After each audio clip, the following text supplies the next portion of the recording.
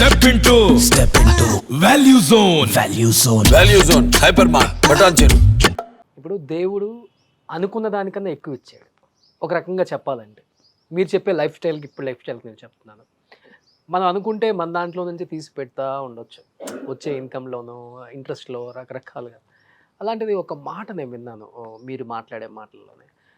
ఇంకా ఎవరైనా కానీ దాతలు ఇచ్చినప్పటికి కూడా ఇంకా చేస్తాను నేను సేవ అని ఎందుకు వాడాల్సి వచ్చింది? అది అంటే ఏమవుతుందంటే నాన్న అర్థం పరమార్థం ఎలా ఉంటుంది అని అంటే, ఇప్పుడు ఒక సిస్టము, ఒక ఆర్గనైజేషను, ఒక కంపెనీలో నుంచి మనకు వచ్చే ఒక ఏదైనా కూడా it is a limited form, కొంత ఉంటుంది అది.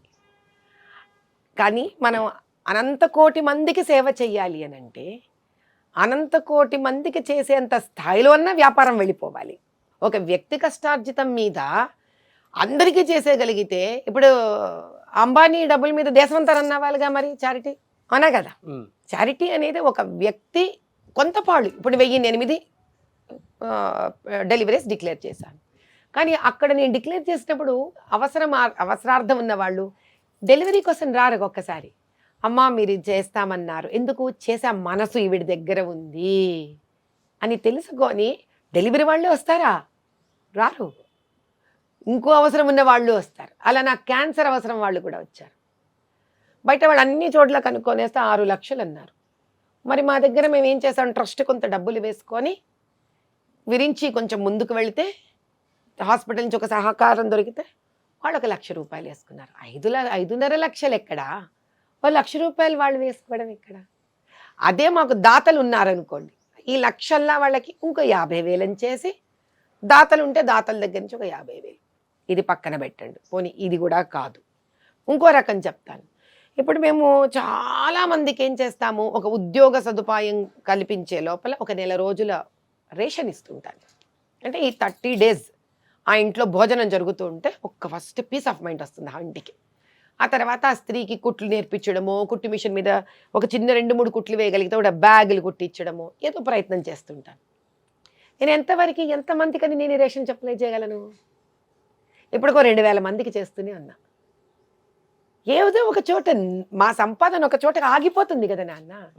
అదే నీకు దాతలు కలిశారనుకో, అప్పుడేమవుతుంది, ఈ కార్యక్రమం ఆగదు, వెళుతూనే ఉంటుంది ఒక దిశగా.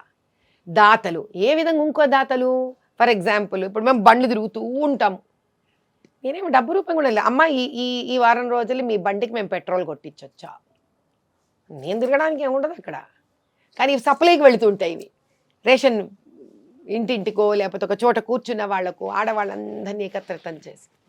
నెక్స్ట్ ఇంకోటి కూడా, మీరు మళ్ళీ ఫ్రీగా డబ్బులు కూడా ఇవ్వక్కర్లా, అదే మ్యానుఫ్యాక్చరింగ్ యూనిట్స్ నుంచి బట్టలు తీసుకొస్తాం, చక్కటి హై క్వాలిటీ. ఎందుకంటే నాకు క్వాలిటీ కాన్షియస్సే కదా, నేను ఇప్పుడు ఈరోజు ఒక స్థాయిలో ఉన్న వ్యక్తినే కదా. మంచి బట్టలు పట్టుకొస్తాం, రేయాన్ ఫైనెస్ట్ క్వాలిటీ. నైట్ డ్రెస్సులు కుట్టిస్తాం మేము ఆడవాళ్లతోటి, కానీ అది సేల్ అవ్వాలి కదా. మళ్ళీ నాకు కాస్ట్ టు కాస్ట్ అమ్మేస్తాం. అమ్మ మేము లోపముద్ర చారిటబుల్ ట్రస్ట్ నుంచి, లతామా ఫౌండేషన్ నుంచి ఈ డ్రెస్ కొనేసుకుంటాం. మా అంటే 270 రూపాయలు వాళ్ళు ఎక్కనా నాన్న. ఒక చక్కటి నైట్ డ్రెస్ 275 రూపీస్కి ప్యాంట్ అండ్ కుర్తా కొనుక్కోవడం. దానం చెయ్యొద్దు, ఇది తీసుకోండి పోని. అప్పుడు ఏమవుతుంది, దానివల్ల ఇంకో 100 మందికి మేము మళ్ళీ బట్ట తీసుకొస్తాము, వీళ్ళకి కుట్టడానికి ఇస్తాము, ఆడవాళ్ళకి ఇంట్లో జీవనోపాధి కలుగుతుంది, ఇలా వెళ్ళిపోతుంది. అలా ఒక 100 మంది 100 చేతులు కలిస్తే, రామచంద్రుడు ఎంత దేవుడైనా 1000 వానరులు కలిస్తేనే కదా నాయన రావణ సంహారం చేయగలిగాడు. సో ఒక సమస్యను తీర్చాలన్నా, ప్రజలకు సహాయకరంగా నిలబడాలన్నా 2 ఉండాలి. దాతలన్నా ముందుకు రావాలి, లేదా మనకి ప్రభుత్వ సహాయ సహకారాలన్నా ఉండాలి, లేదా మనమే ప్రభుత్వంలో భాగమయ్యన్నా. ప్రభుత్వంలో భాగం అంటే ఇన్ ఫ్యూచర్ ఏమన్నా పొలిటికల్గా ఎంట్రీ ఇచ్చే అవకాశం ఉందా? ఇది వరకు మనకుంది ప్రజల దగ్గరికి వెళ్ళి వాళ్ళ దగ్గర మంచి అని మమేకమైపోయి ఏదో ఒక ఉద్దేశంతోనే వెళ్తాం. అంటే నేను ఎప్పుడైతే ప్రజలను 18 ఏళ్లుగా చేస్తున్నాను అన్న చారిటబుల్ వర్క్స్, బట్ ఈ మధ్య కాలంలో ఎక్కువ చాలా. ఇంకా ఇప్పుడు ఈ మధ్య అయితే లాస్ట్ 1 yearగా అయితే చాలా అగ్రెసివ్గా చేస్తున్నాను. చేస్తున్న ప్రతిసారి నాకేం కనిపించిందంటే, ఆ బాధితుల దయనీయత స్థితి. ఆ దయనీయ స్థితిని తీర్చడానికి వాళ్ళ మధ్యలో ఒక దాత కన్నా ఒక శక్తి కావాలనిపించింది. వాళ్ళు అడగడం స్ట్రైట్గా, అమ్మా నువ్వు ఇంత బాగున్నావు అమ్మా, నువ్వెందుకమ్మా నిలబడకూడదు పాలిటిక్స్లో? నేను నిలబడడం ఏంటరా పాలిటిక్స్లో అంటే, ఎందుకు నిలబడకూడదు? వాళ్ళ క్వశ్చన్, ఎందుకు నిలబడకూడదు, మనకెందుకు రావని. ఈత మనకెందుకు మనకెందుకు అనుకుంటే కావాలనేవాడు ఎవడు? మరి మోసగాళ్ళు కావాలనుకుంటే మరి మా బతుకులు ఇట్లా కాకపోతే ఎట్లుంటుంది? మా ప్రాబ్లమ్స్ మొత్తం తీర్చగలవా నీవు? నిజంగా తీర్చగలనా? తీర్చలే, నిజంగా వాస్తవం. కానీ కనీసం నీ దగ్గర పవర్ ఉంటే ఎంతో కొంత అయితే ఇంతకన్నా ఎక్కువ చేస్తావు కదా మాకు. నీకు దైవశక్తి ఉంది కదా, నీకు నువ్వు ఇంత సన్మార్గంలో ఉన్నావు కదా, నువ్వు ధర్మబద్ధంగా ఉన్నావు కదా, ఏం భయపడవు కదా నువ్వు? నేను భయపడే మంచి అయితే ఓల్డ్ సిటీలో సీతారాంబాగ్లో 45 రోజుల యజ్ఞం ఇన్నేళ్ళలో ఎవడు చేయదు, నువ్వు చేస్తావు అమ్మా. ఎప్పుడు గొడవలో కదా ఓల్డ్ సిటీలో యజ్ఞం చేస్తుంటే వస్తుంటే పట్టించుకునే బాపతి కాదు కదా. నాకు మీరు ఇందాకే అడిగారా పట్టించుకునే వాళ్ళ మీరు అని. మా హాస్పిటల్ చేసాడో పట్టించుకోలేదు, వంగలేదు, లొంగలేదు. వాళ్ళకలాని సమాధానం చెప్పను, ఎందుకు టైం వేస్ట్ నాకు? Life is meant to do better things in life. జీవితం ముందు వెళ్ళడానికి ఉంది, అయిపోయిన దానికి వెనక తిరిగి చూడడానికి లేదు.